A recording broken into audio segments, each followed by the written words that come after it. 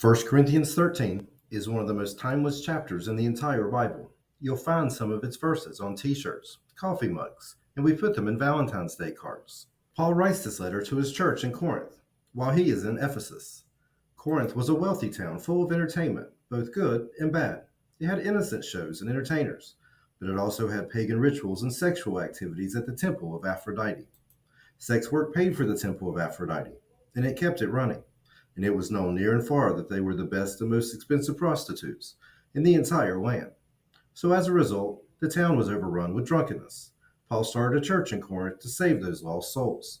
But pagan worship rituals began to sneak into Paul's church, so he writes this letter to get them back on track, to remind them to do it right, to prevent them from backsliding and being outside the body of Christ. In doing so, Paul writes one of the most eloquent descriptions of love ever written. It is a reminder to us of love's strength, its ability to forgive, and its dedication. It's a good reminder because we've corrupted love a little bit, haven't we?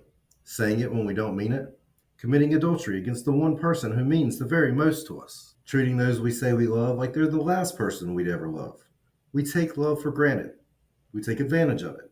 We hold it over our loved ones' heads. We get jealous over it. Some have written it off altogether, and they've done it for perfectly good reasons. We've used love to hurt one another, and in some cases, we've hurt each other really badly. But true love is non-bendable, it's non-breaking, and it's enduring, like God and Jesus' love for us. That is Paul's point here, to use a description of love to give a graphic portrait of how God and Jesus love us. So maybe going back to this true definition of love is something that you needed to hear today. A reminder of how beautiful it is if shared with the right person, like the unconditional love that God and Jesus share with us. 1 Corinthians chapter 13, the way of love. If I speak in the tongues of men and of angels, but have not love, I am a noisy clang or a clanging cymbal. And if I have prophetic powers and understand all mysteries and all knowledge, and I have all faith, so as to move mountains, but I have not love, I am nothing. I give away all I have, if I deliver up my body to be burned, but I have not love, I have gained nothing.